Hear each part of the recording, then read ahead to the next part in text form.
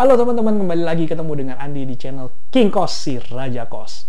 Video hari ini saya akan membahas tentang bisnis atau tanda kutip kendaraan yang bisa pakai di atas properti kita. Bagaimana supaya properti kita menjadi aset yang memberikan passive income setiap bulannya. Apa aja itu? Silahkan simak videonya sampai habis.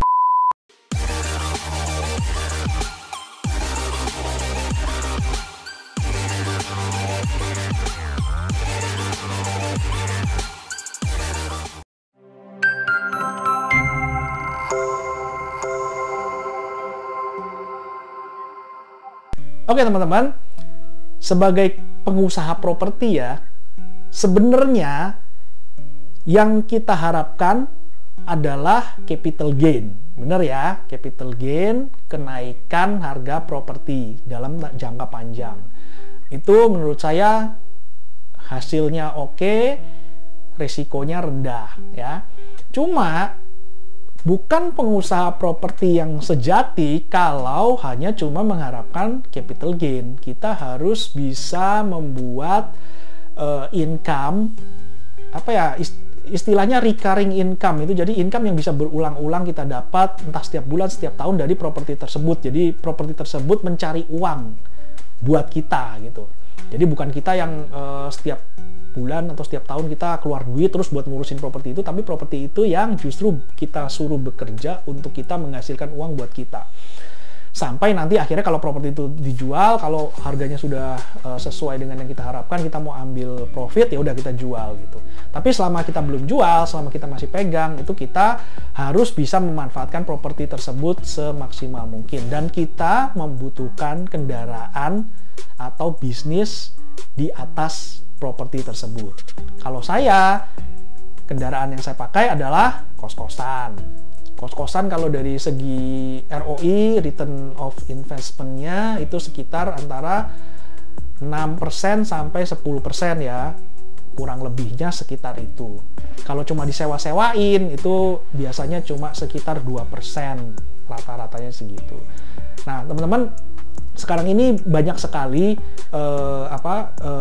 bisnis-bisnis digital yang dia banyak memunculkan peluang-peluang baru di mana bisa kita jadikan kendaraan bisnis untuk properti kita ya. Saya ambil contoh ini.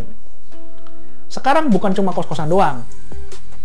Ada yang orang sebagai kendaraan bisnisnya adalah minimarket ya, dia punya properti, dia bikin Indomaret atau Alfamart di situ.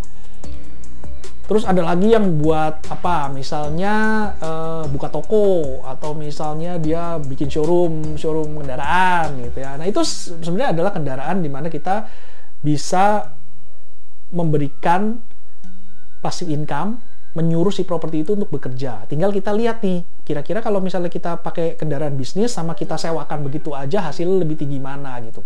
Nah, cuma sekarang ini kan peluang bisnis semakin banyak dengan adanya berbagai macam bisnis-bisnis baru yang berbasis internet ya, digital platform seperti itu. Nah, saya kemarin sempat ngobrol-ngobrol sama teman yang dia membuat kayak semacam cloud kitchen ya. Dia membuat cloud kitchen. Ya cuma dia pakai ruko, di satu ruko gitu, dia sekat-sekat kayak kos-kosan sebenarnya ya. Cuma dia sekat-sekatnya ini jadi kayak semacam di food court gitu. Kalau teman-teman di mall itu kan ada food court terus disekat-sekat gitu. Nah, persis seperti itu. Jadi ruko disekat-sekat seperti itu akhirnya dijual. Nah, di situ nanti ada merek makanan inilah, makanan B, makanan C, makanan D. Di situ dia sewa sebulannya mungkin 2 juta atau 3 juta, sudah disediakan peralatan, persediaan segala macam, dan berbagai macam fasilitas pendukungnya gitu. Nah itu salah satu kendaraan bisnis yang bisa kita dapatkan sekarang, karena sekarang ini kan orang jual makanan itu ya bisa dibilang kan nggak perlu investasi yang sangat besar, nggak perlu buka atau beli properti dulu, yaitu jadi apalagi yang baru coba-coba modalnya masih kecil, itu bisa pakai kendaraan maksudnya bisa menyewa cloud kitchen seperti itu. Nah terus ada orang yang menggabungkan kendaraan-kendaraan bisnis di atas properti itu digabungkan. Karena kalau kos-kosan sendiri, misalnya ROI-nya makin lama makin turun, misalnya jadi cuma 7%, 8%, sedangkan misalnya minimarket, misalnya sekarang jadi tinggal cuma 12%. Nah, ini kalau digabung, misalnya bawahnya minimarket, atasnya kos-kosan, nah mungkin itu bisa mengangkat ROI, meningkatkan ROI supaya BIP-nya lebih cepat lagi gitu. Atau misalnya ada juga yang menggabungkan dengan minimarket, kos-kosan, depannya kasih Pertamini gitu ya. Nah, itu pokoknya istilahnya semua kendaraan bisnis yang bisa kita pakai di atas properti kita, itu kita harus bisa maksimalin. Supaya apa? Ya itu, supaya kita bisa menyuruh properti kita bekerja dengan sangat keras untuk menghasilkan kemakmuran buat kita ya. Capital gain, kenaikan harga propertinya itu akan menjadi bonusnya. Oke teman-teman, mungkin teman-teman ada usul, ada ide lain, ada apa nih ya, kira-kira properti itu bisa dibikin apa lagi sih, kombinasinya seperti apa lagi sih, silakan sharing di kolom komentar, siapa tahu bisa menjadi insight buat saya juga. Terima kasih sudah menonton, jangan lupa subscribe, dan sampai ketemu di video yang akan datang. Dadah!